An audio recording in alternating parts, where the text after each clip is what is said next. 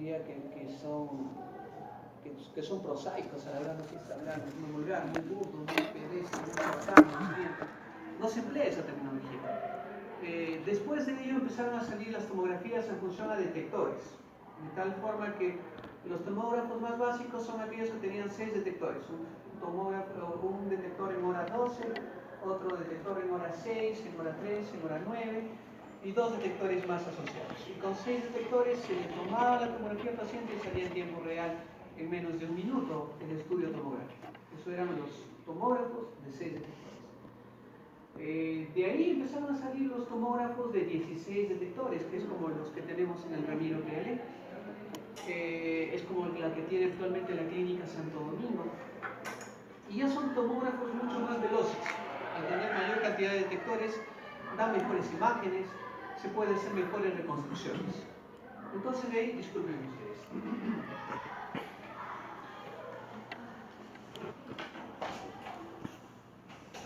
De ahí se dedujo que a mayor cantidad de detectores, mejor resolución, mejor definición de imágenes.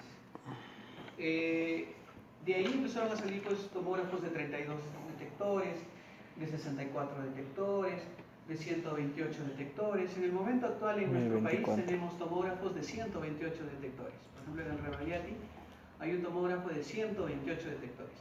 O sea, el paciente ingresa y en menos de 10 segundos ya sale y ya está escaneado todo el cuerpo.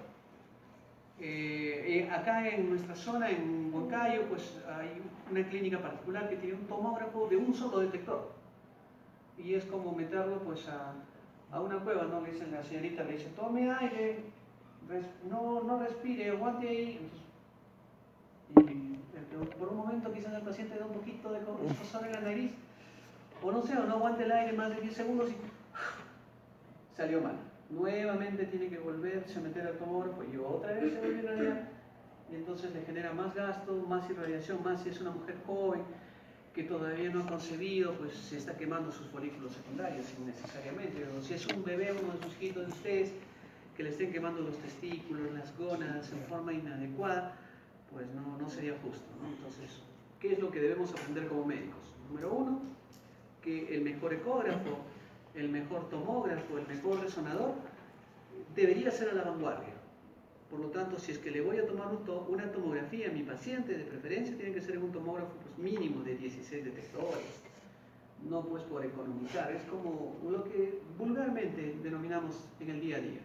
Es como comerse, no sé, un ceviche, un plato de ceviche en el triciclo de una de las señoras de un sol, en el cual tienes alta posibilidad, con todo respeto, porque yo no minimizo la labor que tienen estas personas, pero hay altas posibilidades de que cojas, pues no sé, una disentería severa, a que te comas en un lugar muy bonito, muy fino, con una señorita que te atiende apasionadamente, te da tu canchita, te da la gaseosa y te sale como 200 soles, ¿no? Pero las posibilidades de que te dé una infección es menor, ¿no es así? Entonces es igual. Las tomografías tienen que ser hechas en los lugares ideales, con detectores adecuados, que me van a condicionar que menos me irradie mi esposa, mis hijos o la persona joven que estoy tratando de evaluar. Eso es la idea global de los detectores. ¿De acuerdo? Muy bien, entonces continuamos con la siguiente. Entonces tenemos tomógrafos. En el 2004 había de 64 detectores. En el momento actual en la NASA se habla de que existe un tomógrafo que todo va proporcional, no sé si se han dado cuenta, de 64 fue 128, de 128 sería 256, ¿no es así? De 256 sería 512. 512 detectores es lo que tienen en la NASA. A ese rango que no me recordaba es el nivel de detectores que existe, pero lo utilizan básicamente ellos ya pues con un método científico, no es para tomarle a un paciente para ver si tiene cálculos en la vesícula, no hacen para ese tipo de manejo, ¿no? Pero existen ese tipo de nivel de detectores. Muy bien. Ahí tenemos el esquema básico de cómo funciona. ¿Podemos pasar al siguiente? Muy bien. Entonces, aquí tenemos al paciente que está dentro del ganglio. Ahorita vamos a ver que es un ganglio. Y este paciente podríamos retroceder y volverlo a colocar. Muy bien, entonces, sí, está muy bien, déjalo nomás, déjalo. Muy bien. Entonces ven cómo el sistema de tubo de rayos X se desplaza e irradia en 360 grados la totalidad del desarrollo del paciente. Esto es porque solo tiene un solo detector. Si tuviera 16 detectores, ocupan espacios equidistantes en los arcos segmentarios y eso podría darte mejor resolución sin necesidad de estar irradiándote a igual representatividad todo el cuerpo. Entonces, esa es la idea.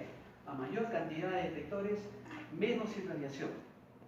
Menos irradiación. Por eso deberíamos emplear un tomógrafo que tenga mayor cantidad de detectores, ¿no?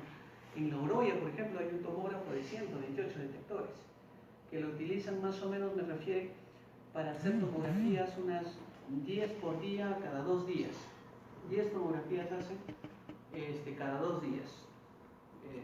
Acá en el Hospital Ramiro Pérez más o menos se hace 90 tomografías por día y el tomógrafo solo es de 16 detectores. O sea, en el otro tienen un Rolls Royce y acá tenemos una Kombi. Más o menos. Pero ahí estamos. Muy bien. Continuamos con la siguiente. Para poder entender tomografía, lo primero tenemos que conocer y diferenciar es que la nomenclatura que se emplea en tomografía está en función a unidades de ángulos diámetros, de dimensiones. Por lo tanto, si solamente me expreso en una estructura geométrica de 2 planos, estoy hablando de píxeles. De tal forma que igual que ustedes saben más de esto probablemente de los celulares, de las cámaras, de los televisores, a mayor cantidad de píxeles, mejor definición de imagen. ¿No es así? Entonces un píxel viene a ser una representación de una estructura en un solo plano, en el eje XY. Y que la cantidad de grises que podría ser determinado en los píxeles que aumenta el poder de resolución del tono de grises de la imagen tomográfica que se está viendo. Pero como en tomografía no empleamos imágenes bidimensionales, sino en el eje Z incluido, entonces no estamos empleando solamente píxeles, sino estamos empleando voxeles. La imagen en 3 dimensiones. Ese es el empleo global. Muy bien. Continuamos. Acá quizás no ahí está la definición por qué se llama píxel, que es una definición de una palabra en inglés, ¿no? Que fue básicamente por el motivo por el cual fue tomado la denominación píxel. Nos vamos para adelante porque esto es básicamente más lo que les interesa a los tecnólogos médicos, ¿no? Nos interesa mucho ampliarme en el caso de ustedes con esa parte. Entonces empezó a salir la denominación de hablar en nomenclatura tomográfica. Por ejemplo, si estamos hablando el día de hoy les voy a hablar todo de lo que es la representación de masa y peso. Entonces significa que el día de hoy les voy a hablar cuánto representa en gramos, cuánto representa en kilogramos, cuánto representa en libras fuerza, en kilogramos fuerza. Es lo que voy a hablar el día de hoy, si es que voy a tocar la nomenclatura básicamente de masa y peso. Pero si voy a hablar de tomografía, entonces la tomografía también tiene unidades de medición. Y las unidades de medición están en función a lo que se le denomina por la elaboración en el año 92 de Hansky, la denominación de todos los niveles de tonalidad de grises en unidades Hansky. De tal forma que empezaron a realizar tomografías a determinadas estructuras. Y dijeron, igual que la temperatura, vamos a colocarle 0 unidades Hansky a la representación del agua. Entonces colocaron al agua, lo irradiaron y determinaron que tenía una determinada tonalidad de gris. Y a partir de esa tonalidad dijeron, esta va a ser 0 unidades Hansky. Y cuanto más denso era la estructura, le iban aumentando, esto va a ser 10 Hansky, 30 Hansky, 50 Hansky. Y cuanto menos denso era, las representaciones grasas, era menos 1, menos 2, menos 20, y cuanto era mucho menos denso, como el gas, era menos 100, menos 200, menos 600, menos 900, menos 1000. Entonces, a partir de ello se crea la escala en unidades Hansky, tomando al agua como el cero absoluto. Continuamos, Omar. Entonces, a partir de ello, se le da variaciones en las unidades Hansky. El problema existente en nuestra vista es que nosotros, como también lo vamos a ver en ecografía, determinamos ciertos niveles de grises. No podemos diferenciar la totalidad de tonos de grises que existen, debido a que la reflexión de nuestros tonos y bastones no nos permiten hacer una diferenciación cromática de todos los colores, menos de diferenciación de grises. Es por eso que habla de que existe una amplia gama de tonalidades de grises que no pueden ser determinados por la vista, o sea, todo lo que queda por encima de 32 unidades Hansfield, nuestro ojo simplemente no nos va a poder diferenciar. Vamos a decir, esto es un poquito gris, esto es medio gris. Inclusive si ahorita me pongo a determinar el color de cabello de todas las señoritas, pues yo diría que todas son grises, pero no podría definir de quién es más gris o de quién tiene menos gris, porque nuestro poder de resolución visual no tiene esa potestad. Entonces necesitamos aplicarle unidades Hansfield para determinar cuánto es la diferencia entre cada una de ellas, y eso nos ayudaría a determinar la composición semisólida, semilíquida que tiene cada uno de ustedes, y van a ver la importancia de ello. Muy bien, continuamos con la siguiente. Entonces de ahí viene la primera definición que debemos tener presente. Nosotros, por ejemplo, cuando tocamos tórax, cuando queremos hacer una tomografía de tórax, debemos recordar que en tórax, por ejemplo, existen tres formas de evaluación, tres ventanas. La primera ventana que debería verse en el tórax es la ventana pulmonar, esta, o llamada también ventana parenquimal. Es decir, el tecnólogo que está haciendo la tomografía coloca sus unidades Hansfield y esas unidades Hansfield la coloca solamente para ver la parte parenquimal.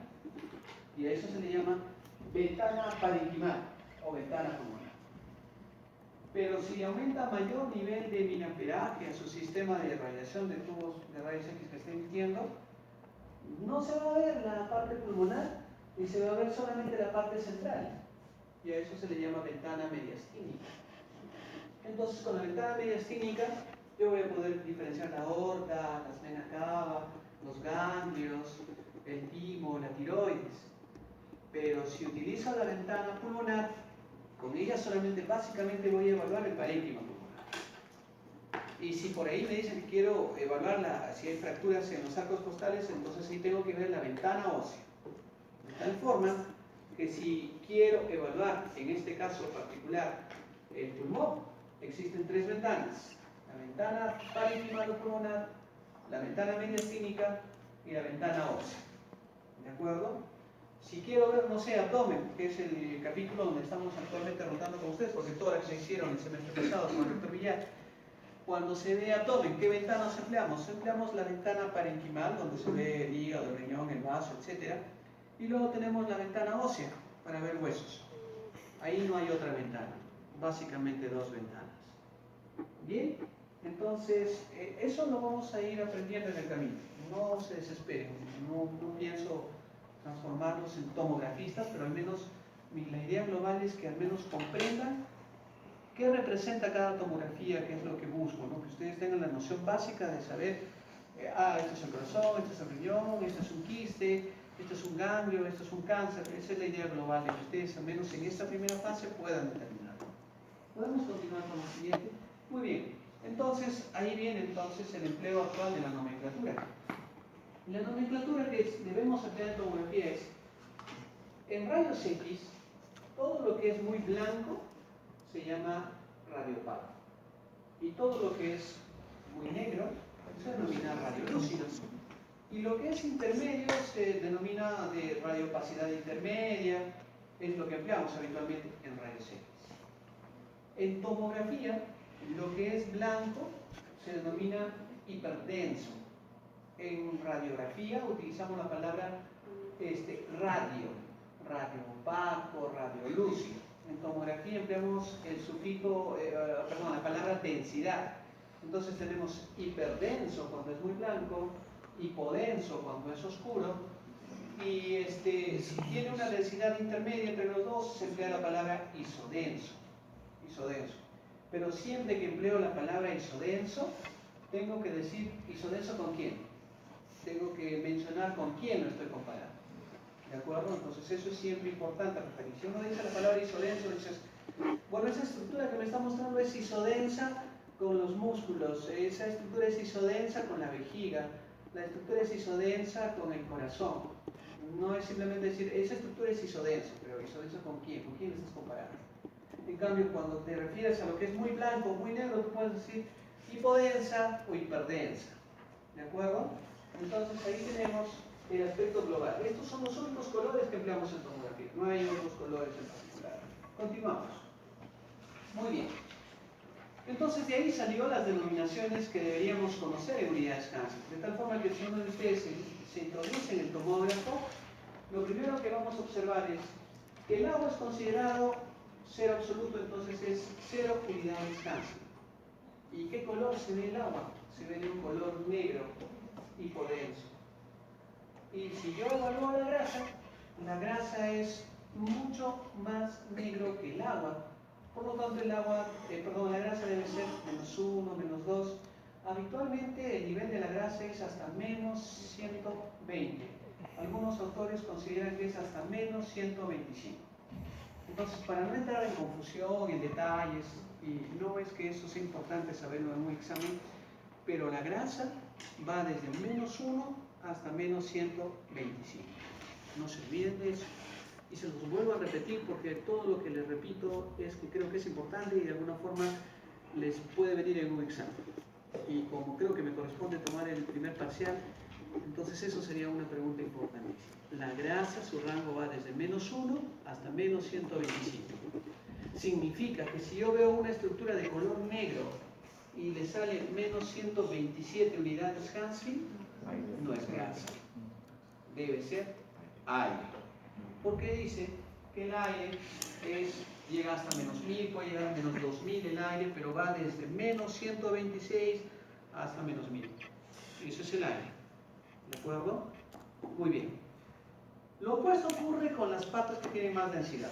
Cuanto más denso, más unidades Hansen. De tal forma que la sangre en promedio tiene 30 a 35 unidades Hansen. La sangre. Las estructuras sólidas, como por ejemplo el hígado, el riñón, promedio llegan a 45, 60 unidades Hansen, como dice por ahí la representación, bueno, no lo refiere, pero en promedio dice tejidos blandos, 30 unidades Hansen. Pero hay más y más, no lo vamos a ver. Cuando vemos densidades cálcicas, por ejemplo el hueso o un cálculo vesicular, las unidades llegan a 200, 300 unidades Hansen. Y si tienen una densidad metálica, uno de ustedes, no sé, es Ironman, es algún tipo de densidad metálica que tiene dos clavos, por jugar un partido de fútbol, tiene tornillos atravesados ahí el número. Cuando se toma la tomografía, sale totalmente hiperdenso esa estructura, totalmente blanco, brillante, el más blanco de los blancos. Y eso, pues si le colocas las unidades Hansen, te va a salir -900, -1000, -3000 unidades Hansen, lo cual te indica que eso es densidad metálica. ¿Entienden más o menos la idea? ¿No es así? Muy bien. Es más 1000. Perdón, más, positivo. Más 3000 unidades Hansen, más 1000 unidades Hansen. Disculpen. Continuamos así. De tal forma, vean ustedes que, por ejemplo, la sangre normal del cerebro, la sangre que no está coagulada, la sangre que no es de un paciente policitémico, la sangre de un paciente que no es anémico, en promedio llega entre 30 a 35 unidades Hansen, la sangre normal. Acá llegó hasta 60 unidades Hansen.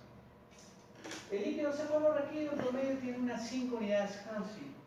El líquido acítico entre 5 a 20 unidades Hansen. Un quiste renal de -10 a +10 unidades Hansen. Qué extraño, ¿no? Miren lo que dice acá. Que un quiste de riñón tiene densidad grasa y también tiene densidad líquida.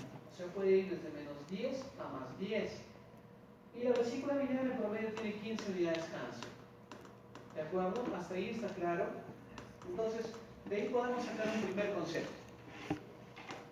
El primer concepto es que en nuestro cuerpo nunca va a haber nada absoluto. Ejemplo, no sé, a uno de ustedes, a uno de los caballeros, se les toma la tomografía y entonces después de tomarle la tomografía estamos analizando y digo, esto es muy negro, ¿qué es? ¿Es un quiste o es grasa? Porque es negro, ¿no? Y lo que es negro puede ser agua, lo que es negro puede ser grasa, lo que es negro puede ser aire y hasta ahí no llego más. Yo digo, lo negro puede ser esas tres cosas, pero ¿y ahora cuál de ellos es? Entonces le introduzco el ROI. En la computadora ya tiene un sistema que ahorita lo vamos a ver. Y ese ROI cuando se coloca dentro de esa estructura negra te dice cuántas unidades Hansen tiene. Es como colocar una regla y tú dices, ¿cuánto medirá esto? Tú dices, debe ser más o menos unos 50 centímetros. Y el otro dice, no, debe ser 54 centímetros. Entonces el ROI es una especie de regla, viene y dice 53.8. y te da el valor según ello es preciso, ¿no? Entonces te da el rango aproximado de la realidad. Muy bien. De tal forma que no existe un valor absoluto en las tomografías. Los rangos va a depender de qué tamaño le colocas el ROI, depende si es que le estás cogiendo una parte muy cercana a un hueso, si le estás cogiendo cercano a otra estructura líquida. Eso es lo que determina la frecuencia del ROI. Ejemplo, vamos a suponer que ustedes forman parte del pulmón y que todos ustedes son alveolos. Son alveolos pulmonares y por ahí estamos formando lobulillos secundarios. Entonces yo soy el ROI y voy a tratar de abrazarlos a todos ustedes. Entonces mi conclusión global es, voy a decir que tengo más o menos 35 personas y de los cuales 35 personas, voy a concluir que de las 35 personas todas son mujeres. Pero ¿por qué concluyo que todos los 35 acá todos son mujeres? Porque en el promedio global hay más mujeres que hombres. Y como hay más mujeres, lo que ha hecho el ROI es promediar a todas las estructuras. Y a muchos varoncitos los ha puesto como mujeres. Entonces, ese es el aspecto global del ROI. El ROI promedia las estructuras, no te da la precisión global, sino es el promedio general de toda la estructura que tú lo has marcado en un sector. Esa es la representación de un ROI. Veamos como ejemplos estas imágenes. ¿Esa es? Sí. Ya, retrocedemos entonces. Muy bien. Entonces partamos con la sangre. Ejemplos vamos a ver. Entonces, veamos cómo se hace la representación de estas imágenes. Por ejemplo, me están haciendo una tomografía del cerebro y colocaron el ROI sobre mi cabeza y me sale 0 unidades Hansen. ¿Qué opinan de eso? El último doctor. Usted que está el último. Me salió 0 unidades Hansen. ¿Qué opina de ese valor? Sería de agua. ¿Por qué es de agua 0 unidades Hansen? Acabamos de producir que tiene un valor de 0 unidades Hansen. Ya, y si a ese mismo lugar yo lo coloco unos 5 centímetros más acá y me sale 20 unidades Hansen. ¿Qué pasó? ¿Qué es eso, esa parte del cerebro que se está enfocando? Sangre podría ser. Sangre podría ser. Muy bien, muy bien. Entonces, la primera conclusión que debemos mencionar es muy poco probable que en nuestro cuerpo encontremos un lugar donde haya 0 unidades Hansen. Porque 0 unidades Hansen nos está dando a entender que esa parte es agua pura, agua destilada, agua sin ningún tipo de solutos. Es agua donde no hay electrolitos. Y en ninguna parte de nuestro cuerpo hay agua destilada, agua con cero absoluto. No sé, hagamos la analogía en las lágrimas. ¿Qué tenemos? Tenemos una solución salina con bicarbonato, sodio, potasio, mayor proporción de sodio y potasio, menor proporción de bicarbonato, enzimas, y todos esos son los solutos, más el agua, que es el solvente, la sumatoria total es lágrima. Si hablamos de la leche materna, igual, ¿no? Mezcla de lecitina, colesterol, aminoácidos, proteínas y más el agua, la sumatoria de todo eso igual leche materna. Si hablamos del semen, igual, fructosa, líquido seminal, espermatozoides, y todo ese componente, más el agua, semen. Entonces no existiría forma de colocar el ROI y que salga 0 unidades Hansen. Sería absurdo. No puede salirte 0 unidades Hansen. Pero desde el punto de vista teórico, sí sale 0 unidades Hansen porque es el cero absoluto, el cero para la determinación del nivel de medida de las unidades Hansen. Pero en la vida práctica no nos va a salir 0 unidades Hansen. En relación a la segunda pregunta, que lo hice intencionalmente para molestar al doctor, le mide en otra proporción del cerebro y le sale 20 unidades Hansen, y le mueve un poquito más y le sale 30 unidades Hansen. ¿Qué pasó? ¿Se complicó? ¿Tiene un hematoma en el cerebro? No. Va a haber partes donde tiene mayor cantidad de electrolitos, en otra parte habrá menor cantidad de solventes, la otra parte está pegada al hueso, la otra parte está pegada a un músculo, entonces promedia. Y al promediar, en este lado me salió 20. Es como si de acá, ¿no? De acá cojo y me sale que son 12 personas y que todas son mujeres. Y voy y me aproximo acá y acá no me va a salir mujeres. Me va a salir 12 personas y son hombres. Depende del tamaño del ROI. Pero todos forman parte de los lobulillos pulmonares. ¿Entienden la idea global? Entonces, De ahí sale la proporción de decir rangos. Como decía el doctor, esto es sangre, pero es sangre porque está yendo entre 20 a 35 unidades Hansfield. Si tiene 40, si tiene 50 unidades Hansfield, ya no creo que sea sangre fresca. Probablemente es un hematoma, probablemente es un coágulo, significa que ya los elementos formes con la representación del plasma ya han perdido esa proporción. Probablemente ya muchos de los glóbulos rojos ya han sufrido hemocateresis, ya se han desintegrado, ya se liberó el sodio y potasio de la destrucción celular y todo eso se ha liberado con fibrina, las plaquetas han interactuado y ya no puede tener la misma composición. Por lo tanto, ya no va a tener 30 unidades Hansfield, ahora tendrá 60 unidades Hansfield. Pero la pregunta es siempre, ¿por qué? Si es lo mismo, si es la sangre, te está dando a entender que si 30 unidades Hansfield te salió acá, eso era una sangre normal, fresca, que está circulando sin ningún problema. Y si por ahí ese mismo lado te salió 65 unidades Hansfield, allá, entonces esa no es sangre fresca. Esa es una sangre que probablemente tiene elementos formes coagulados, tiene fibrina, tiene plaquetas y por eso está formando más contexto sólido. Esa es la idea de poder interpretar cuando ustedes toquen unidades Hansfield. ¿De acuerdo? Veamos entonces. Retrocedemos, adelantamos, perdón. Y dice acá, los hematomas habitualmente, había dicho el doctor por allá, que la sangre tiene entre 20 a 35 unidades Hansfield. Esto es correcto. Pero le vuelve a medir y ahora sale entre 55 y 75 unidades Hansfield. ¿Qué pasó? ¿Ya no es sangre? Es sangre, pero esa sangre ya es coagulada. Y eso es un hematoma cerebral. De tal forma que dependiendo de cuántas unidades Hansfield tiene, uno puede decir, esta es sangre fresca, esta es sangre coagulada. Entonces ahí tenemos un concepto. Cuando la sangre es fresca, como la de ustedes, va entre 20 y 35 unidades Hansfield. Cuanto más densa se pone, o es un sujeto mayor que tiene policitemia, poliglobulia, o es una sangre coagulada, por eso tiene 55 a 75 unidades Hansfield. Para eso nos sirve. Pero ¿para qué más nos sirven las unidades Hansfield? También nos sirve para decirnos si es un cuadro agudo, o si es un cuadro subagudo, o es un cuadro crónico.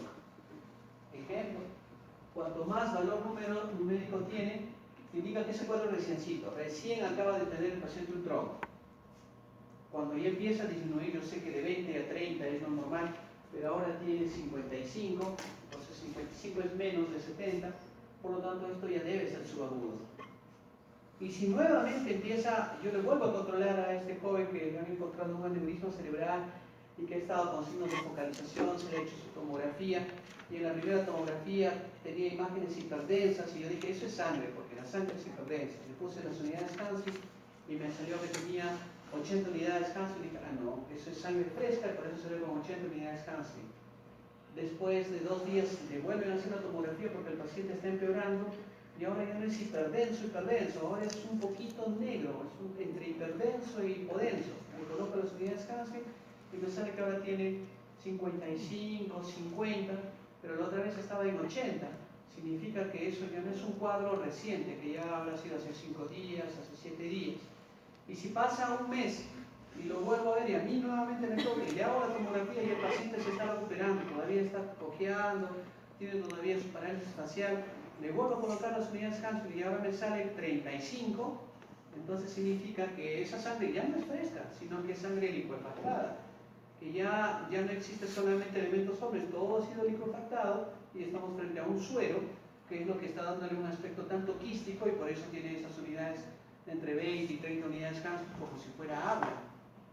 ¿Entienden? Sigue las fases clínicas, fisiopatológicas típicas de cualquier desarrollo global. Veamos los ejemplos. Muy bien, entonces, vean este ejemplo. Este es un estudio tomográfico de cerebro. Esto es una tomografía de cerebro. En ventana parenquimal. Es ventana parenquimal porque lo que mejor se observa es esto. El parénquima. Pero me dirá, doctor, pero el hueso me dice está viendo. Sí, pero el hueso se ve mejor en otra ventana que se llama ventana hueso, ventana ósea. Y en la ventana ósea solamente se observa el hueso con mayor nitidez, se ve el diploe, la tabla interna, la tabla externa, y esta parte no se ve. Esto es exclusivamente para ver huesos. Pero en esta ventana no es para ver huesos, sino que no estoy buscando fracturas. Estoy queriendo ver el parénquima, por eso se llama ventana parenquimal. Y en esta ventana parenquimal, lo primero que me llama la atención es que aparece esta imagen de color blanco. Lo cual para mí no es normal, porque en el otro lado no hay esa imagen de color blanco. Entonces yo afirmo, esta imagen de color blanco es hiperdenso. Es hiperdenso. ¿Estamos de acuerdo? Es hiperdenso. Entonces uno dice, ya, ¿qué es hiperdenso en el cerebro? Hiperdenso, ¿qué puede ser en el cerebro? Entonces, hiperdenso en el cerebro, el hueso. Blanco en el cerebro, hueso. Ya. ¿Qué otra cosa más puede ser hiperdenso? La sangre fresca, muy bien, doctor, la sangre fresca. ¿Qué más? ¿Qué más puede ser hiperdenso? Proteínas, no sé, por ahí se inyectó proteínas al cerebro y puede ser hiperdenso. ¿Qué más? ¿Qué más podría ser hiperdenso? Algo sólido, un tumor, un cáncer, un pedazo de desarrollo anormal de células puede ser hiperdenso. Pero si es negro, yo diría, ya si es negro, eso es agua, pues. O es un quiste, o es un absceso, porque es de color negro. Pero si es blanco, yo afirmo, esta cosa de color blanco, o es hueso, o es sangre, o viene a ser un tumor que está ahí pegado. No veo otras opciones. Hueso, sangre o tumor. No le doy otras opciones. Entonces, ¿cómo sé ahora cuál es la respuesta? El siguiente paso es que me digan cuánto de unidades Hansen tengo. Entonces, eso es lo que he hecho. Le han puesto el rollo como anillos, observan ustedes, y han medido cuántas unidades Hansen tiene acá, cuántas unidades Hansen tiene acá y cuántas unidades Hansen tiene. Y acá la computadora le está arrojando que le han hecho un área de 0,06 y su unidad Hansen, la media, le sale 74 unidades Hansen. Ahí le salió 74 unidades positivas. Acá le salió 59 y acá le salieron 70 unidades Hansen. Pregunto ahora esta fila. ¿Qué les parece? ¿Qué es eso? ¿Qué opina el doctor del último cierre? Salió 70, 59, 74. Más o menos 70 unidades Hansen. ¿Qué es?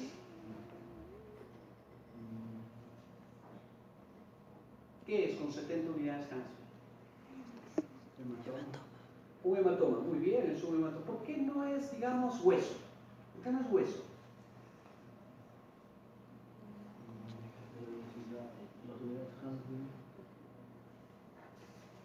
¿Por qué no es hueso, doctor? Discúlpeme que me siento, estoy desde las 7 para ahora. ¿Por qué no es hueso? ¿Qué dice el doctor que está delante? ¿Por qué eso no es hueso? Hace por allá los doctores decían, no, eso son tres cosas. O es un tumor, o es hueso, o es sangre. No daba más mi agudeza visual, no dio más para otras cosas. Mira, como les dije, cualquiera de los tres. Entonces la segunda alternativa es colocar el ROI y ver cuántas Hansen tiene. Y nos salió que tiene 70. Entonces, con 70, ¿qué aquí? Que es un hematoma, dice el doctor. Y yo le pregunto, ¿pero por qué no es hueso? Porque las unidades Hansen no es de 200. A ver, coloca el anterior. El anterior. Y la clasificación es, no hay un cálculo que da más o menos 200 Hansen. Retrocede uno más bonito. Hueso, 300 unidades Hansen en promedio. O sea, todo lo que tenga más de 200 Hansen es cálcico, es hueso. Y esto solo tiene 70. Entonces no es hueso. Concluyo que esto no es hueso. Muy bien. Pero dije que podría ser un tumor. ¿Y un tumor cuántas unidades Hansen debería tener? Un tumor es, por ejemplo, no sé, igual que la conmoción de hígado, igual que la conmoción de riñón. O sea, más o menos tiene 50, 60 unidades Hansen por ahí. Entonces, por ahí está, ¿no? Está entre 50, 60. Pero entonces ahí viene ya la lógica. O es sangre o es un tumor. Entonces ahí viene ya la lógica de afirmar, pero ¿qué signos tiene? ¿Es reciente o es de hace mucho tiempo? Si me dice que es un paciente adulto mayor, que progresivamente ha ido bajando de peso, que poco a poco se ha ido desorientando y que ahora anda carato y está hablando inglés todo el rato y él nunca ha estado entonces es un signo de focalización de algo que ha ido creciendo a nivel lóbulo frontal izquierdo. Podemos volver a la actual marco y y es lo que le está produciendo. Es un tumor, no es que es un hematoma, como un paciente que ha ido durante los años dengueando.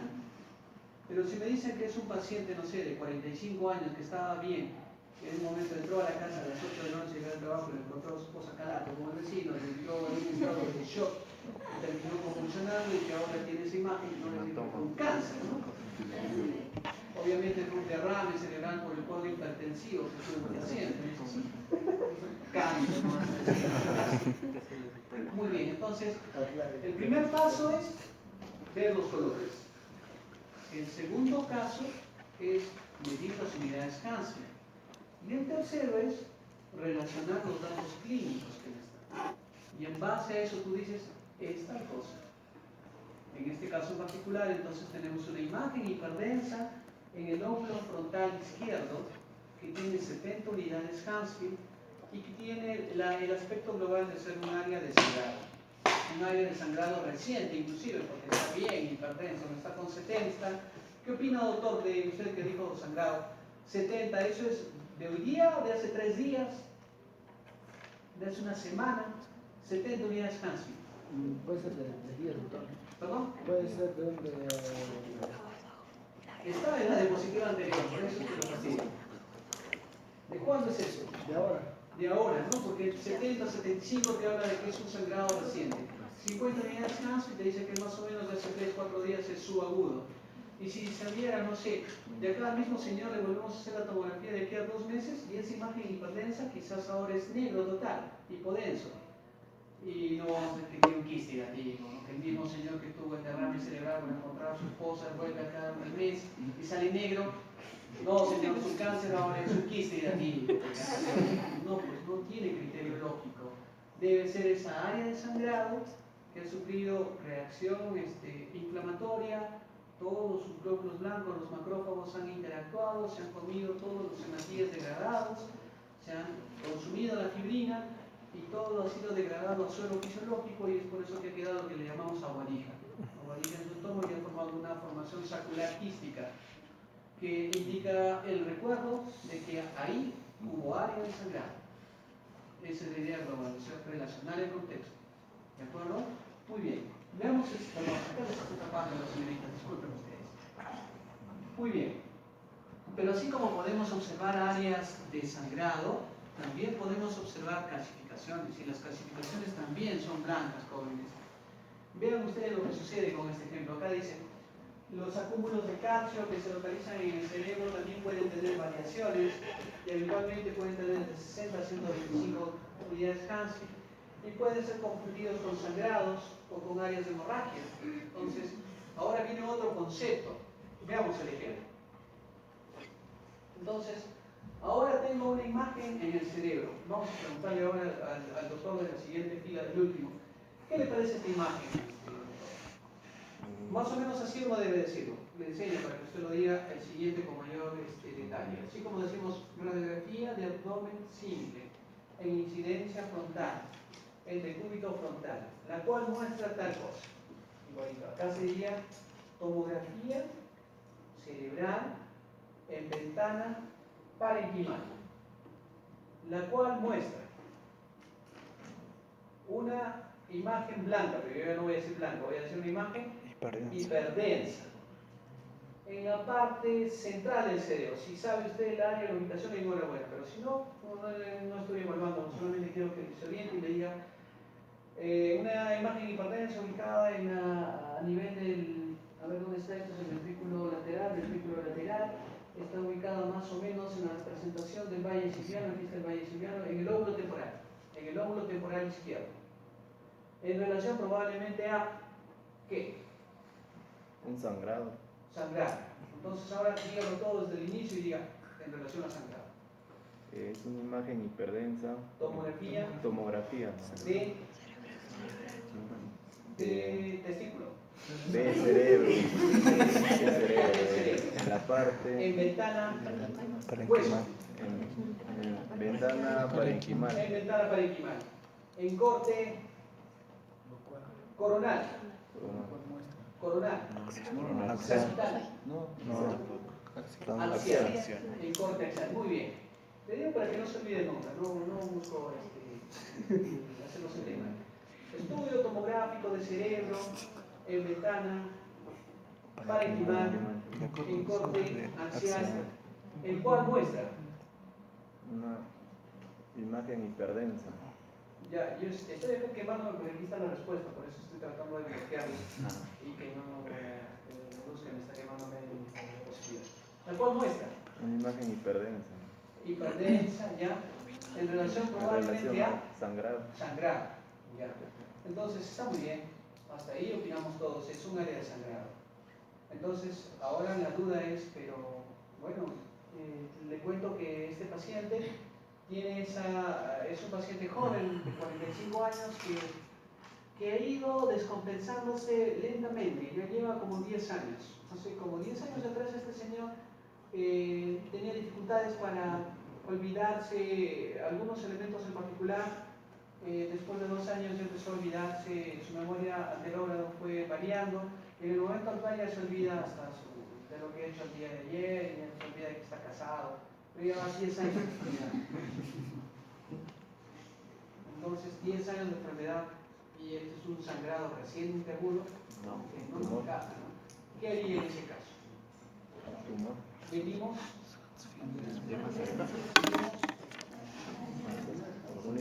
Las unidades cáncer, perfecto. Le colocó usted ahí el ROI y le puso las unidades cáncer. Le salió 68 unidades cáncer. Entonces usted confirma su sospecha. ¿Es un hematoma, un área de sangrado? Es así, porque 68 va a un área de sangrado. Perfecto. Entonces ahí viene el segundo concepto. Cuanto más grande es el ROI, mayor posibilidad de promediar mal. Es como ahora, ¿no? Promedio, digo que todas son mujeres y que hay 25 damas acá. Pero si voy por sectores, digo, no estoy mal, acá hay 12 personas y 2 son hombres. Acá, bueno, sí hay más mujeres, pero acá hay hombres. Entonces depende del tamaño del rol. Y el que dice acá. Lo que sucede acá es que esto no era verdaderamente un área de un hematoma, sino era un tumor, un hemangioma cavernoso. Y que ese hemangioma cavernoso tenía calcificaciones. Y las calcificaciones son hiperdensas, y habíamos dicho que 3 cosas podrían ser blancas. En este caso, si se usó un ROI gigante y te salió 68 unidades Hansfield, pero lo ideal, podemos continuar, Marco, era colocarle ROIs más pequeños. Y al colocarle ROIs más pequeños, salió que este era 103, este era 100, este era 100, este era 116. Entonces, ya no tiene la densidad de ser un hematoma, ¿no? Un hematoma, no sé, 70 unidades Hansfield con 100, ya va más a una densidad más pesada, una densidad cálcica. Entonces, aprendemos entonces lo siguiente. El primer paso es decir qué color es, hiperdenso, hipodenso. En base a eso en mi cerebro digo, ¿quiénes son blancos? ¿Quiénes son negros? Ya está, hasta ahí ya más o menos sé qué podría ser. El segundo paso es, le mido las unidades Hansfield. Pero tengo que usar un tamaño adecuado, ni muy grande ni muy pequeño, para que no me digan cosas tergiversadas. Y el tercero es relacionarlo con los datos clínicos. Y al relacionar con los datos clínicos, uno recién podría afirmar, ya pues esto tiene más tendencia para tumor, esto tiene más tendencia para área de sangrado. ¿De acuerdo? Muy bien. Entonces se demostró que su rango era entre 100 y 116 unidades Hansfield y era compatible con un tumor vascular en el cerebro muy frecuente que se llama hemangioma cavernoso, que era ese factor y que no era un área de sangrado. Y depende mucho de la importancia que uno le diga, ¿no? Porque el doctor me dice, sabe, eso es un área de sangrado, inmediatamente el médico tratante va a sospechar que eso es un aneurisma, va a querer trombolizarlo, y el manejo es totalmente diferente. Cuando se dice que es un hemangioma cavernoso, ¿para qué lo vamos a trombolizar? Porque la trombólisis puede generarle daño en otras estructuras y puede terminar en un infarto agudo del miocardio por algo que no correspondía. Entonces es importante hacer bien el diagnóstico. Continuamos con la siguiente. Muy bien. Así como existe la representación de las densidades cálcicas, también hay las densidades de partes blandas, de tal forma que los órganos en promedio van de 30 a 50. Todos los que ustedes conocen, el glúteo, el hígado, el riñón, el páncreas, en promedio van en ese rango, 30 a 50 unidades cálcicas. No hay mayor variación de esos rangos. Continuamos.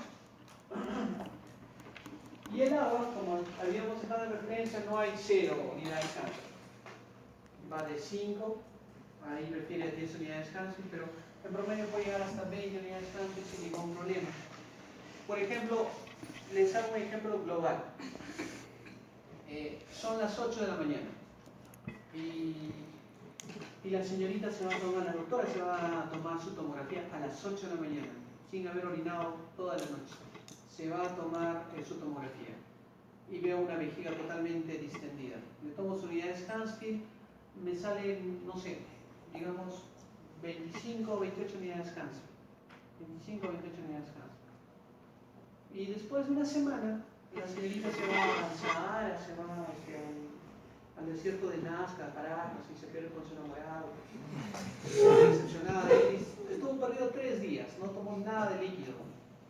Y como viene totalmente deshidratada, en muy mal estado, se toma nuevamente la tomografía por coincidencia y otra vez le vuelvo a tomar la vejiga y ahora sale 80 unidades cáncer. ¿Qué ha pasado? Del nivel de concentración, ¿no es así? O sea, la misma persona en diferentes condiciones, en la cual en una tuvo pues una vejiga mañanera con buena concentración de solutos, probablemente ha estado depurando en forma adecuada durante la noche, pues tiene una orina totalmente diluida, rico en agua, pobre en solventes, en solutos, ¿no es así? Su hormona antidiurética ha estado bloqueado a buen tiempo, por eso tiene una vejiga totalmente distendida. Pero ahí la misma la siguiente semana estuvo perdida en el desierto, tenía que ahorrar agua. Y al ahorrar agua, pues no me puedo dar el lujo de orinar. Y eso condiciona de que mi hormona antidiurética pues trabaje más a nivel de los tubos colectores, retenga mayor cantidad de electrolitos, bote más potasio.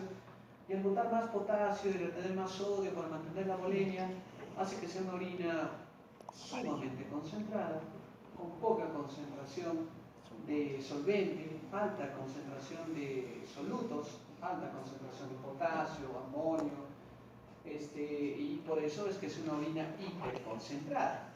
Y al ser hiperconcentrada, bueno, les exagero, y sus unidades Hansfield pues llegará, pues, no sé, a 30, 35 unidades Hansfield, no creo que llegue a 90, y en el otro rango pues llegó a 10 unidades Hansfield. Entonces, depende del periodo que se está tomando también las unidades Hansfield. No existe un rango absoluto, existe promedios, no existe un valor único. Es lo que busca darles a entender esa imagen. Entonces, el promedio del agua va entre 5 a 10, puede tener variaciones hasta 20, 25 unidades Hansfield, no indica nada malo. Continuamos. Entonces, veamos ejemplos. Le toca a usted, doctor. Tomografía de... Es una tomografía cerebral, doctor, en ventana para imprimar, Muy bien, importe axial, muy bien. la cual muestra... Le muestra varias cosas. Sí, doctor. ¿Cuántas unidades Hansfield, esta estructura de color hipodenso, qué le parece que podría ser? Podría ser agua, doctor. Agua podría ser. Muy bien. Podría ser aire también. Muy bien, podría ser agua, podría ser aire. ¿Qué más podría ser? Lípidos o grasas. Muy bien, perfecto, se felicito. Muy bien, muy bien, muy bien. Me gusta su actitud. Entonces usted ve eso y dice, pues es agua, o es grasa, o es aire. No veo otra cosa más que tenga ese concepto global. Esas 3 cosas tienen que ser. Muy bien. Entonces ahora viene la segunda parte. Relacionamos con la parte de la estructura que estamos viendo. Estamos en el cerebro, entonces dices, ya, si es agua, ¿podría ser un quiste? Bueno, para que sea un quiste tendría que ser redondito, ¿no? Porque por su fuerza centrípeta le da una imagen esférica. Yo nunca he visto un quiste en forma de estrella, en forma de S, en forma de corazón, no hay. Los porque tienen fuerzas homogéneas, centrípetas, en todo suelto. Entonces un quiste redondo.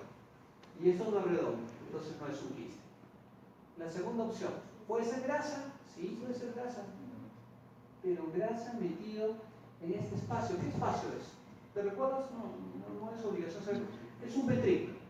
Es el asta posterior del ventrículo lateral derecho.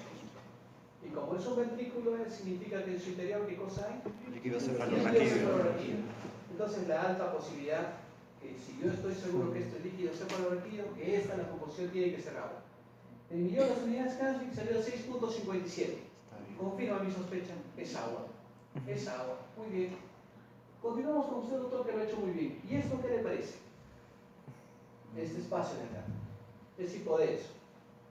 Entonces también puede ser líquido, grasa o aire. Perfecto. Muy bien.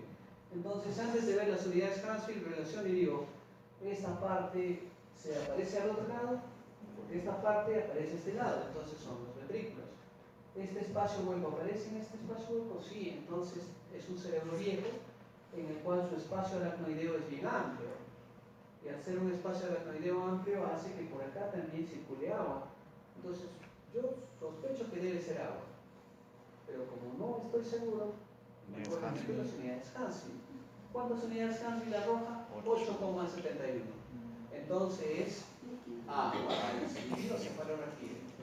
¿Puede ser quiste eso? No.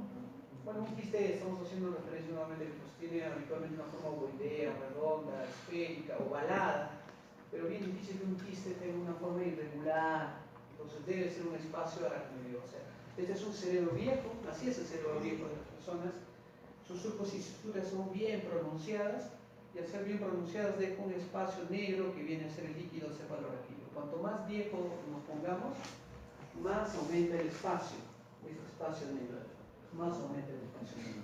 Cuanto más jóvenes estas personas, no hay el espacio negro. El cerebro de un bebé está totalmente pegado al diploide, a la tabla interna, no te deja ver el espacio aracnoideo. Ya es un concepto que debemos tener. Muy bien. Y a ese nivel, ¿qué te parece? ¿Qué color es esto? Parece un hipodenso, ¿no? Muy bien. ¿Cuál es tu nombre? El mío, doctor, es Ángelo. Ángelo, muy bien, Angelito. Esto parece un medio hipodenso, no es un hipodenso puro, ¿no? Pero tiene ese aspecto. Entonces, por el color, yo digo, como que no sé, porque habitualmente el hipodenso tiene que ser bien negrito para afirmar que sea líquido cefalorraquídeo. Pero este hipodenso está como medio blanco. Es un hipodenso a isodenso con el parénquima, podría decir. Entonces, hasta ahí el color me está sugiriendo que no me parece ser líquido cefalorraquídeo. Muy bien. Segundo, vería la ubicación. ¿Dónde está esto? ¿Esto es cerebro o es el espacio aracnoideo? Este espacio. ¿Es cerebro o es espacio aracnoideo? Entonces parece que es espacio aracnoideo. Entonces, si es espacio aracnoideo, ahí debe haber líquido. Y si es líquido, sus unidades Hansfield pues debe ser 5, 10, 15, 20, máximo 25, no puede llegar más. Y le colocó el ROI y salió 17,56. Entonces es... Espacio aracnoideo. ¿Perdón? ¿Puede ser un coágulo, doctor? ¿Cuánto debería tener? Si es un coágulo significa que ha sangrado. Sí, Si ha sangrado, la sangre mínimo tiene que tener la sangre normal fresca 30 unidades Hansfield. Y si es un hematoma, 70 unidades Hansfield en promedio. Líquidos. Pero si, ¿Qué opinas, Ángel? si es un cuadro crónico, doctor, Ah, ya un cuadro crónico. Claro, puede. bien, un hematoma sutural crónico. Y claro, muy buena tu lógica. Si es un hematoma sutural crónico, pues en la mayoría de ustedes, sí, es cierto. Si es un hematoma crónico, debería tener 10, 15 unidades Hansfield. Pero ahí viene la pregunta, entonces, como yo soy la persona que conoce el caso, pues sería bueno preguntarme, doctor, una pregunta, ¿y ese paciente tuvo antecedente de haber tenido caídas, fracturas, o haber tenido un hematoma anteriormente? Y le digo, no, nunca, es la primera vez que hacemos esos controles. Entonces es poco probable que sea un hematoma sutural, porque no tuvo antecedentes anteriormente. ¿De acuerdo? ¿Y cuánto salió? Salió 17 unidades Hansfield, o sea, es líquido cefalorraquídeo. Entonces ahí viene el siguiente ejemplo que debemos tener. Número 1, diferencia negro-blanco. Número 2, mido las unidades Hansfield. Número 3, defino el tamaño ideal del ROI para medir adecuadamente las unidades Hansfield. Número 4, relaciono con los datos clínicos. ¿Existe, no existe? ¿Es joven, no es joven? ¿Es anciano? ¿Tiene algún factor de riesgo? Etcétera. Número 5, no siempre me va a salir el mismo valor esperado. No voy a pensar que acá en el cerebro me salió 5 unidades Hansfield y por allá 7 unidades Hansfield y por allá me sale 25 y no voy a decir, no, acá hay algo malo. es que el cerebro nunca es tomado a la presión, o sea, no hay una forma de subir. Cuando el paciente sube, por ejemplo, puedo subir yo y tengo tortícolis, y en el momento en el cual me toma la tomografía, en esta parte va a salir más mi lóbulo frontal y en este va a salir menos mi lóbulo frontal, más se va a notar el lóbulo parietal, y en el momento en el cual le realizan los cortes, va a salir el cerebro deforme, una parte más ancha, la otra parte más corta.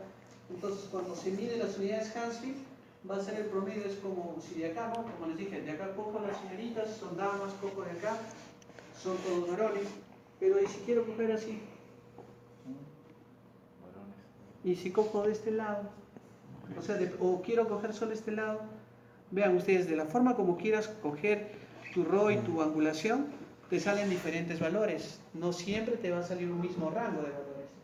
Si el cerebro está un poco inclinado, va a coger el promedio. Acá, por ejemplo, cogió el promedio de todo el área líquida.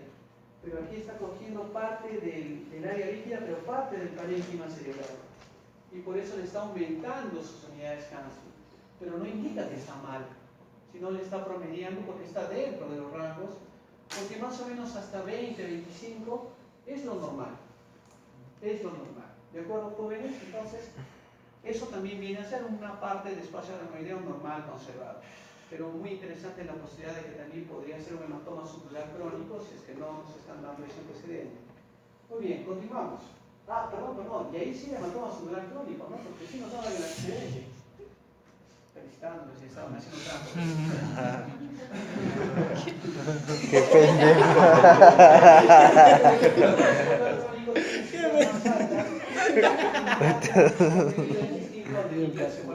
En este caso, el paciente sí tenía el antecedente, entonces era un hematoma subdural crónico. Perfecto.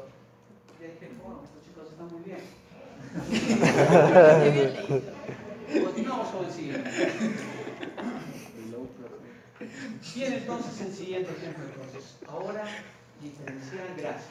Básicamente todos tenemos problemas con la grasa. Entonces ahí viene la moraleja. Miren, yo les dije varias veces y lo repito por última vez. La grasa desde -1 hasta -125. De ahí no hay error equivocarse. Vamos con el siguiente.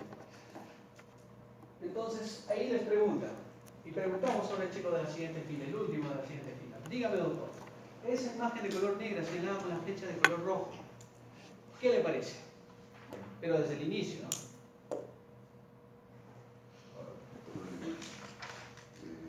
Una tomografía cerebral Ya, de corte parcial. muy bien, Internada parenquimal muy bien. en la región frontal. Frontal, ya, interhemisférica, está justo a la mitad del lóbulo frontal derecho del lóbulo frontal izquierdo, está justo en el medio. Muy bien. Algo de leer, no voy a tener que está la respuesta. Muestra una imagen hipodensa Ya,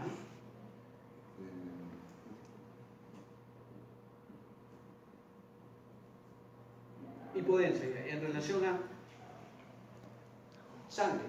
en relación a la grasa, por eso. Porque dije que la grasa de -120 no es grasa. Por esa lógica. Puede ser líquido. A ver, ¿qué le parece? Vamos al doctor y luego les toca preguntar a todos. No se preocupen. Yo sé que tienen muchos deseos de querer participar.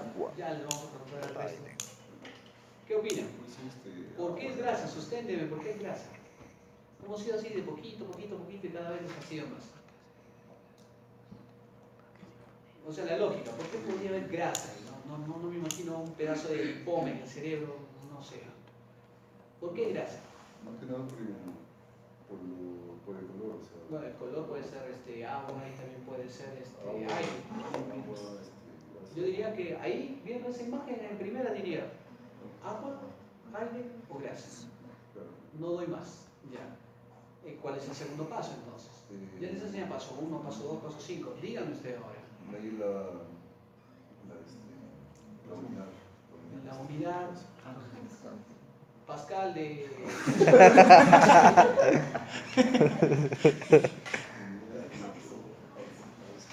¿Perdón? Estaba hasta la web, estos No botones. se recuerda las unidades Hansfield. Ah, qué pena. Hansfield, ya. Muy bien. Entonces, le mide las unidades Hansfield, ya. Y le comento, no sé usar las unidades Hansfield. La verdad es mi primer día acá con este tomógrafo y no sé medir las unidades Hansfield, discúlpeme. Voy a pedir a la otra tecnóloga que venga y que me diga cuántas unidades Hansfield tenga. No sé usar este aparato. ¿Qué hace hasta que alguien le coloque las unidades Hansfield? ¿Cuál es el tercer paso? Acerca de... Perfecto. Preguntaba acerca de la clínica. ¿Perdón?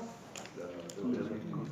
Ya, pregúnteme, pues yo soy el que le está dando los datos, yo estoy trayendo a usted para que usted me diga qué es.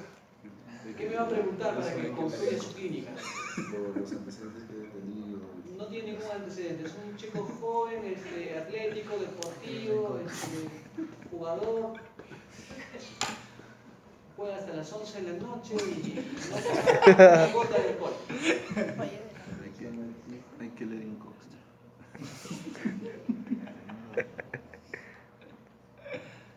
Ya, entonces empieza a descartar tus posibilidades. Ayúdele, doctora. Ayúdele para que el doctor siga pensando. Pregúnteme algo, descarte otra patología. Descarte aire. ¿Cómo descartaría aire?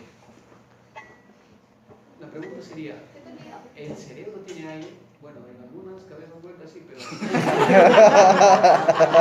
El cerebro no tiene aire. No tiene aire. Entonces, ¿qué me preguntaría? Pregúnteme, doctorita.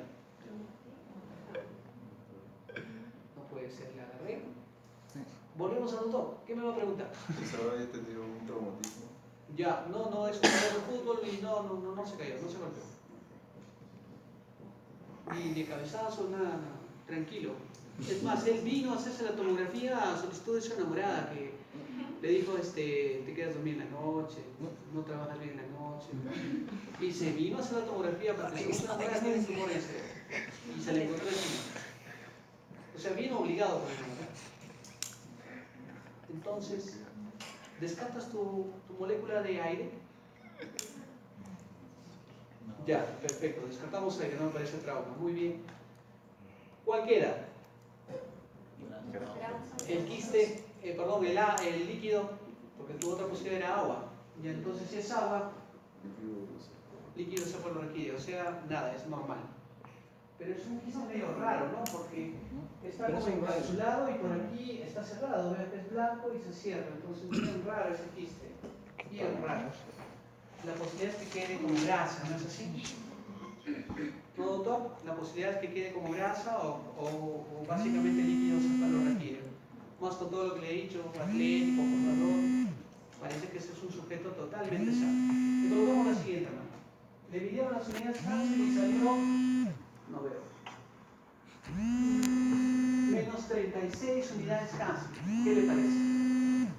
Por favor, el doctor solamente nos deja en el resto. Menos 36. Grasa. Muy bien. Grasa, entonces. Menos 36, sin ningún antecedente. Eso es un lipoma. Así de sencillo, es un lipoma. Muy bien. Vamos con la siguiente. Y bueno, fue medida menos 36 en relación entonces a tejido graso. Recuerden entonces ustedes que esas imágenes de color negro nos pueden engañar. Continuamos con la siguiente. ¿Qué dice la doctorita? Bueno, el doctor ya le pregunté, doctora, le toca a usted, pero usted tiene la clase impresa, ¿no es así? No tiene la clase impresa. Dígame usted, doctorita. Es una tomografía cerebral en el ventana parenquimal y cortexial.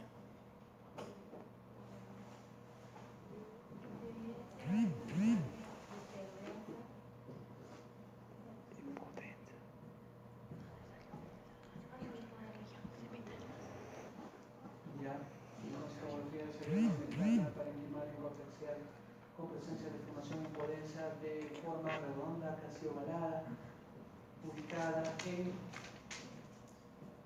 el lóbulo occipital. En el lóbulo occipital derecho. ¿Cómo darse cuenta cuál es derecho izquierdo? No les dije, pero aprovecho que la doctora está ahí. O sea, la tomografía es más o menos, imaginen ustedes, es la persona que está echado, la cabeza está acá los pies está aquí. Por lo tanto, es como si el doctor está leyendo la tomografía y sus pezuñas del paciente lo tienen metido ahí en la nariz. Entonces este es el lado derecho, este es el lado izquierdo. Y los cortes están viniendo así, de arriba, hacia abajo, hacia los pies, hacia las pezuñas. Más o menos para que se recuerde la idea. Entonces este es el lado derecho del paciente, este es el lado izquierdo del paciente y debe ser un corte alto. Y si uno sigue retrocediendo va a empezar a aparecer ya la nariz, la lengua, etc. ¿Ya, doctorita? Muy bien. Entonces, puede ser aire, agua o gas. perdón, Puede ser aire, agua o gas. muy bien. ¿Y cuál sería el siguiente paso? Lo dejamos ahí. Concluimos, puede ser aire, lo demás y ya. Lo dejamos así. Para confirmar si las unidades Hub. Muy bien. Está la máquina de mantenimiento y estamos padeciendo. Hasta 10 las unidades Hansfield. Preguntas sobre los antecedentes. Muy bien. Pregúnteme. ¿Algún antecedente? ¿Algún antecedente particular? ¿Excepto algo que usted haya mencionado? Ya, no, nada.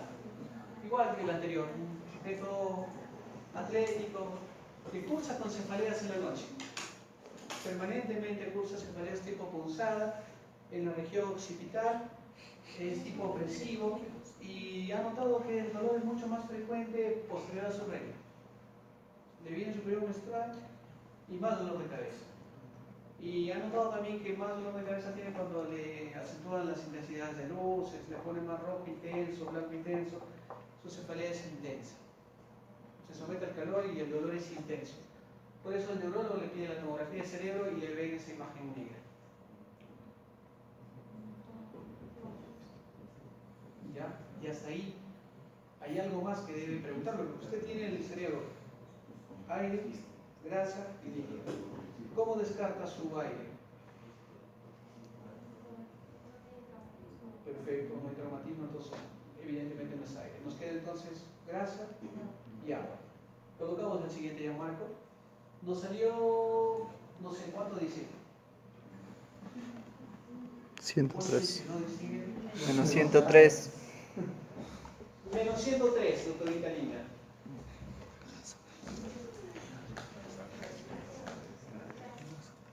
¿Segura? Menos 103. Es grasa. Entonces es un quiste, pero los quistes son habitualmente líquidos. Un quiste de grasa. Un lipoma. Los quistes grasos se denominan lipomas. Habitualmente cuando empleamos la denominación quiste hacemos casi la conjetura de que es composición líquida. ¿Ya? Muy bien, entonces es un lipoma. Muy bien, doctora. Era un lipoma. Continuamos.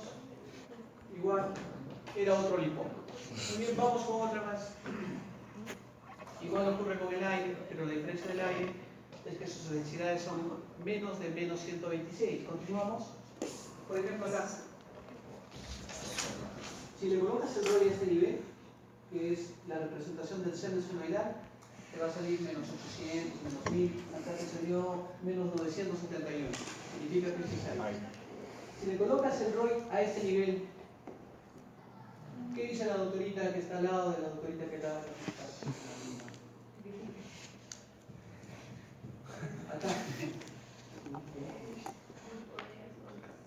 Y poder eso, muy bien. ¿Cuántas unidades Hansfield usted le echa a este nivel?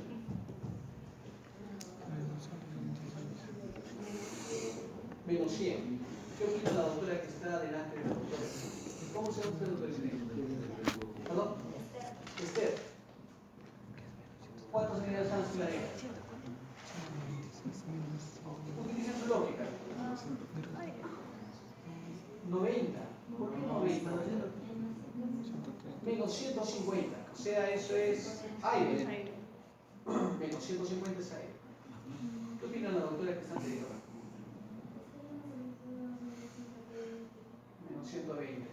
Muy bien, princesas. Entonces viene la deducción. ¿Alguien se dio cuenta que podría levantar la mano y corregir las doctoras anteriores? Doctor, en este caso es una parte del daño sería 60, sería 50 unidades Hansfield. 30. Bueno, las doctoras por ahí dijeron todos negativos, ¿no? Grasas y todo ello. ¿Qué estructura es esta? Oh, el globo ocular. El globo ocular, y por lo tanto, ¿qué composición tiene? Líquido. Humor acuoso, muy bien, puede ser humor acuoso, el humor vítreo, pero más tiene aspecto de humor vítreo. El acuoso debe estar por la parte superior, debe ser más humor vítreo. ¿Y qué composición tiene el humor vítreo? Líquido.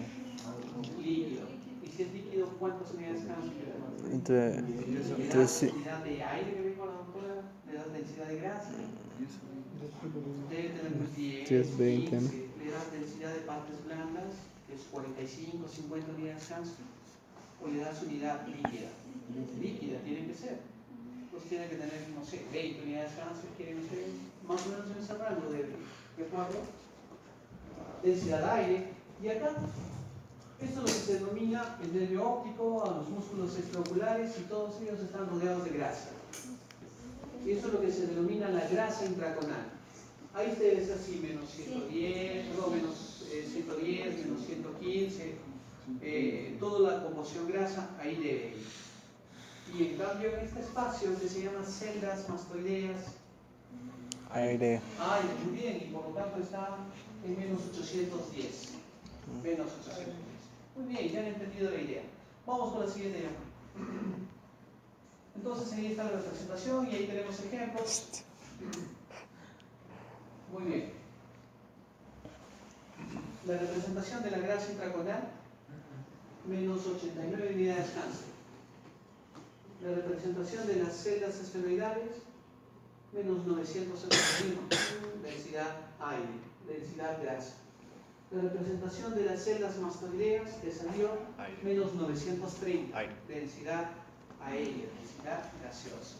¿De acuerdo? Entonces ya han aprendido a diferenciar. Muy bien. Continuamos entonces. Igual, en el parénquima pulmonar, si nosotros medimos las unidades Hansky de esta proporción, ahí pues dirán, pero esto es sólido, van a decir, esto es hipodenso, tendrá densidad positiva, no sé, 10, 15, 20 unidades Hansky. No, porque como existe mayor proporción de aire por la acción de los neumocitos y alveolos, tiene menos 756 Hansky. Menos 756. Y acá en la tráquea, donde no hay nada, solamente aire, está casi a 1000. Ah, no, superior, menos 1027. Es aire puro. Aire puro. ¿De acuerdo? Y es la diferenciación de acá salió menos 756, acá menos 878. Toda es la representación de aire. Muy bien, continuamos. Y bueno, y ahí tenemos un nuevo ejemplo que tiene imagen redondeada, oscura y hipodensa en la cisura interhemisférica. Por su color podría ser cualquiera de ellos. Entonces, no sé, ¿alguien podría darnos alguna referencia? Preguntamos a los doctores acá. La doctora que no me dijo nada y que solamente quedó en las dudas. ¿Cómo se llama usted, doctora? Silvia. Vamos a ir. Es una tomografía cerebral de corte axial en ventana parenquimal en la cual se evidencia una lesión. Tendría una lesión, formación, muy bien. Una formación en el ventrículo. Hiperdensa. Una formación hiperdensa de forma. Hiperdensa. Hiperdensa, no. Sí, ya se llama hiperdensa. hipodensa. Una formación hiperdensa. Hiperdensa. Una formación hiperdensa. Ya. De forma circular, Ya. redonda, ubicada en el ventrículo derecho. En el ventrículo derecho. El ventrículo izquierdo, perdón. Este es el ventrículo izquierdo, este es el ventrículo derecho, estas son las astas y esta es la parte media del cerebro. El ventrículo izquierdo, ¿Ya? que nos puede, que nos orienta En relación probablemente a Silvia, a un hematoma. un hematoma. ¿Ya? La doctora que está delante. No, usted tiene la clase. Lo voy a dar por alto para que no nos quede haberlo leído. Pero le voy a preguntar, queda pendiente con usted, doctorita. El doctor que está detrás de Ángelo, delante de Ángelo, no sé, ¿está de acuerdo con lo que ha dicho la doctora? ¿Silvia? Me dijo que era hiperdenso, que estaba en el ventrículo izquierdo y concluyó que era hematoma. Crónico, me No, imagino. es una imagen hipodensa. Ya, o sea, no es hipertensa. No, Ya. una imagen hipodensa que está ubicada en el ventrículo izquierdo. El ventrículo izquierdo, papacito lindo, antes, no viene al caso cerebro, no busco confundirlos, pero más o menos para no meternos así de falsas en su cabeza. Esta es la línea interhemisférica y todo esto es el hemisferio cerebral derecho y todo esto es el hemisferio cerebral izquierdo. Esto es el ventrículo, esto es el ventrículo, el asta posterior, esto es el asta anterior, el cuerno anterior, este es el tálamo, y esta es la parte media. O sea, esto es lo que se llama interhemisférico, no es el ventrículo, no se confundan. ¿Ya? No era cerebro el punto de discusión, pero bueno, ya, está en la interhemisférica, les ayuda hasta ahí. En relación a... En relación a... La doctora dijo hematoma, Silvia dijo hematoma. En relación a agua, aire o grado. No, la doctora dijo hematoma, ¿está bien, está mal? ¿Por qué no es un hematoma?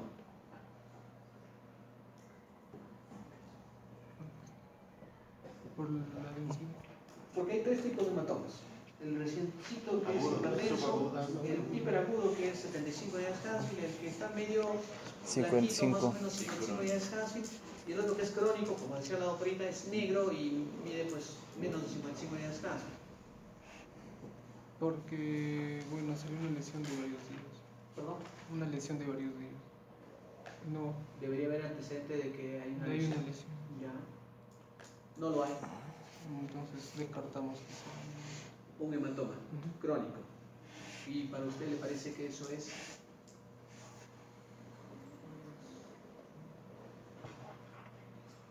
Aire. Y para que de ese puntillazo global, antecedentes. Si es que tú... me pregunta si tiene antecedentes. Sí. Su profesor de radiología le tiró una pedrada, un ladrillo. Están más cansados que él. Entonces sí puede ser.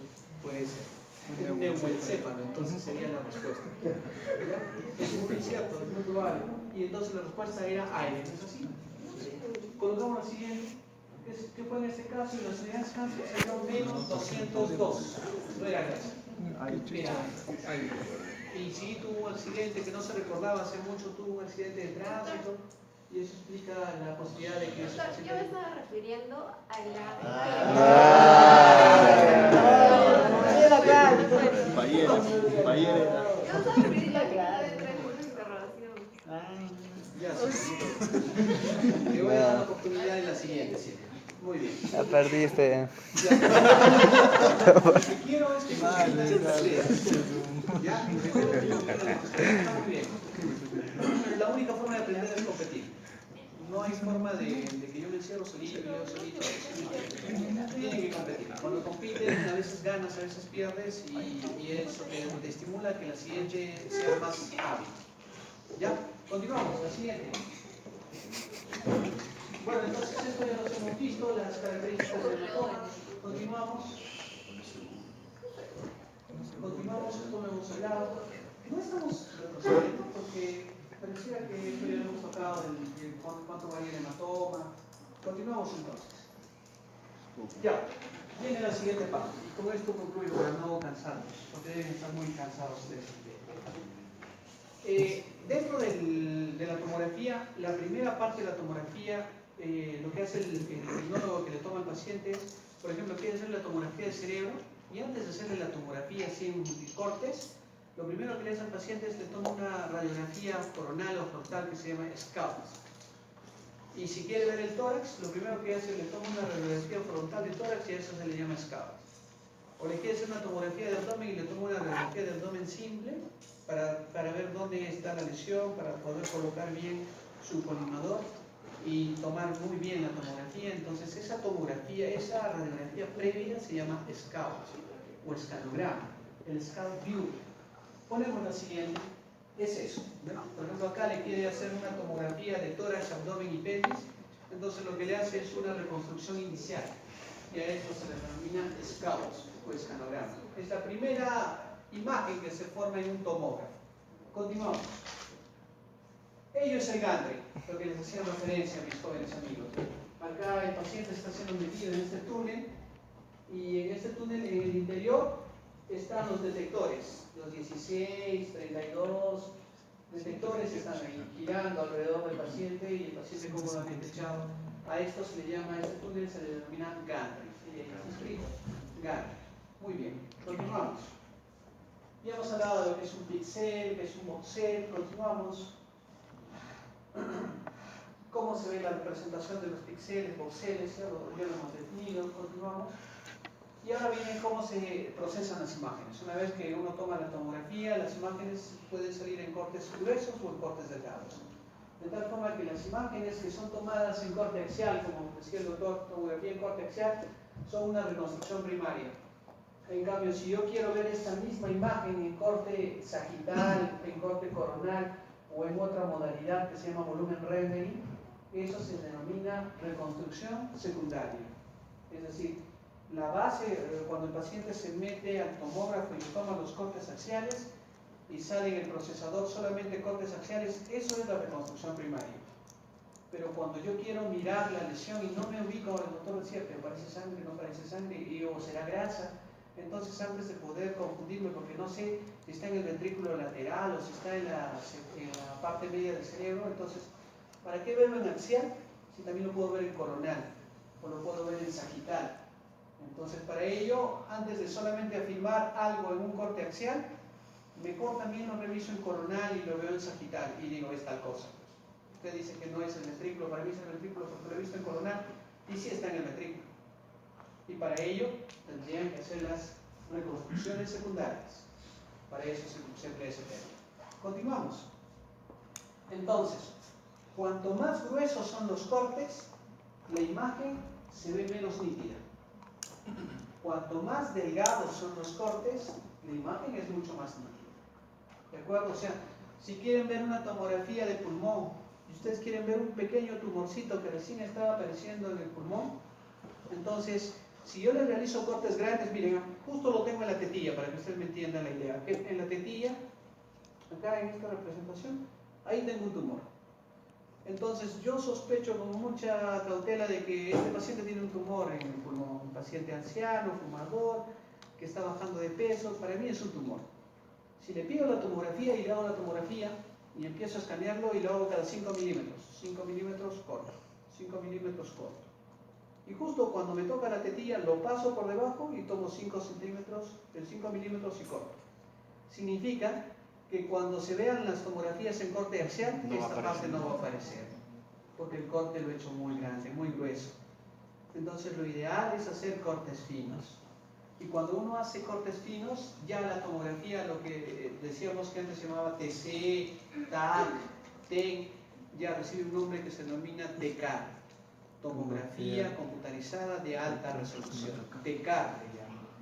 Cuando uno dice la palabra, necesito que le hagan un TECAR, o sea, un TCAR, TECAR, le están sugiriendo de que tienen que hacer una tomografía de alta resolución. Significa que le están pidiendo que a esa tomografía le hagan cortes muy finos, cortes delgadísimos, porque quiero ver todo el pulmón, no quiero que se me escape nada. Y al pedir cortes finos, entonces voy a poder ubicar la lesión. En cambio acá, los cortes fueron bien gruesos, miren más o menos unos 8 o 9 milímetros, dejan un espacio de unos 3 4 milímetros, y otra vez 8 milímetros, dejo 3 4 milímetros, otra vez 8 milímetros, y me sale así tan distorsionada la imagen. Pero si realizo cortes, no sé, de 2 milímetros y no dejo nada de espacio, y otra vez 2 milímetros, no dejo nada de espacio, la imagen es mucho más nítida. Cuanto más finos son los cortes, se les denomina tomografía de alta resolución, TECAR. ¿De acuerdo? Y ahí está haciendo la comparación que ustedes lo pueden leer en el PowerPoint que les he proporcionado. Continuamos. Muy bien. Entonces, cuando las tomografías solo las veo en axiales, se denomina reconstrucción primaria. Pero si quiero verlo en coronal, tengo que decir reconstrucción multiplanar. ¿Qué quiere decir eso? Que si ahorita les he preguntado a todos los doctores de atrás, ¿cómo se lee? Y ellos dicen, tomografía de cerebro en corte axial, dicen ellos. Pero si yo les coloco ahí un corte coronal o un corte sagital, eso no se dice tomografía de cerebro en corte coronal.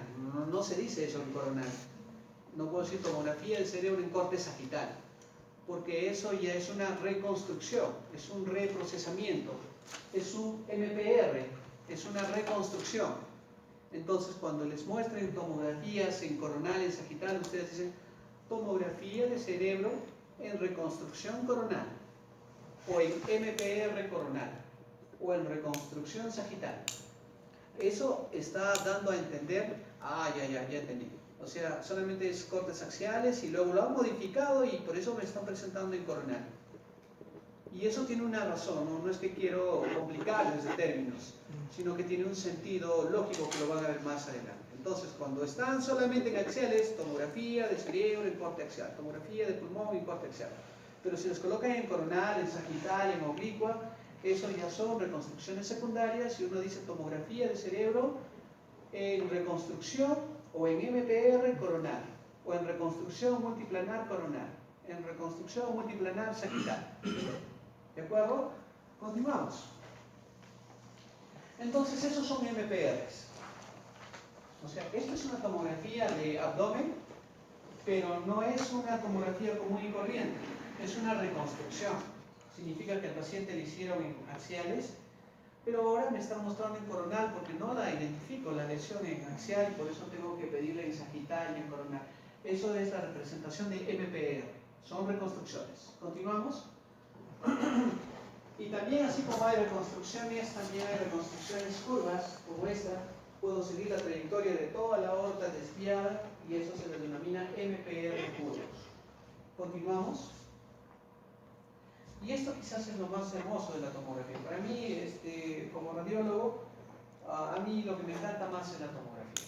Yo creo que la tomografía es lo más hermoso que hasta el momento se ha descubierto. Porque la ecografía, pues sí, te satisface, la ecografía te da algún tipo de poder adquisitivo. La resonancia es más compleja, tienes que tener muchos conceptos fisiológicos, fisiopatológicos. Pero la tomografía es muy dinámico, porque la tomografía puedes ver la rodilla y solo buscar ventana hueso, puedes buscar solamente ventana partes blandas, puedes hacer MPR coronal, sagital, oblicua, o puedes hacer MPR en volumen rendering. O sea, ya estoy empleando la palabra MPR para decir que ya no es axial, sino que son reconstrucciones. Y en el MPR, llamado volumen rendering, yo lo puedo ver a colores. Y al ver los colores puedo ver el tendón, puedo ver el nervio, puedo ver la arteria. Vean eso es una tomografía en volumen rendering. Y esto le sirve mucho al traumatólogo porque el traumatólogo va a decir, entonces el nivel de fractura está a este nivel y está justo pasando la arteria tibial posterior. ¿Cuánto estará de distancia a este nivel? Porque voy a tratar de colocarme un clavo sin tratar de llevarme la arteria tibial posterior. Entonces eso no lo voy a poder ver en mi corte axial, ni tampoco en un MPR coronal, en sagital. Lo voy a ver muy bien en el volumen rendering, en MPR volumen rendering. Ahí lo voy a poder definir. ¿De acuerdo? Entonces, hemos aprendido el día de hoy que la tomografía básica, la simple, es la axial, pero que existen reconstrucciones. Y las reconstrucciones se llaman MPR, reconstrucción multiplanar. Y de esas MPRs hay algunas que son coronales, hay otras que son sagitales, hay otras que son curvas, pero la que tiene más acogida es la que es a colores, que se llama volumen rendering.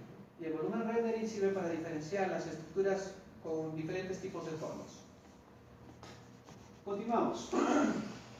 Pero de ellas, el volumen rendering es la más bonita de todas, pero no te permite hacer medidas. Es decir, con el rendering tú puedes decir, ahí está la arteria, ahí está la vena, pero no le puedes medir, porque no te da precisión de medida.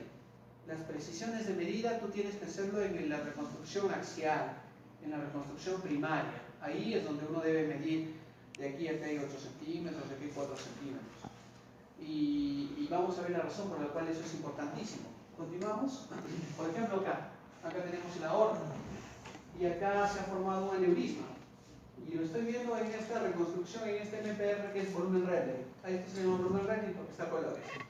Y solamente está representado en la tomografía de este anciano, la aorta abdominal, sus ilíacas comunes, sus ilíacas externas, pero aquí está dilatado y eso es un aneurisma de la aorta abdominal. Entonces ese paciente se va a morir en cualquier momento porque si la presión sigue elevándose, va a empezar a sangrar y va a quedar ahí el sujeto. Entonces el cirujano cardiovascular necesita meterle acá una malla, y esa malla va a impedir de que la presión de la sangre rompa el aneurisma. Entonces el cirujano cardiovascular le pide al radiólogo, por favor, ¿me podría decir? Voy a meter la malla, pero quiero meterlo de aquí a acá. ¿Me podría decir cuánto es la distancia? Entonces, si yo utilizo mi reglita como si fuera colegio y digo de aquí a acá, pues no sé, 9 centímetros. Entonces el cirujano cardiovascular va a decir, muy bien, va a coger las mallas especiales, que se denominan stent.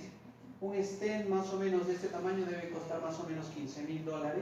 Entonces él dice, muy bien, ya el seguro le lleva al paciente su malla. Entonces dice, ¿cuánto me dijo, doctor? 15 centímetros. Entonces él coge su regla y dice, de aquí a acá, ¡pum!, corta.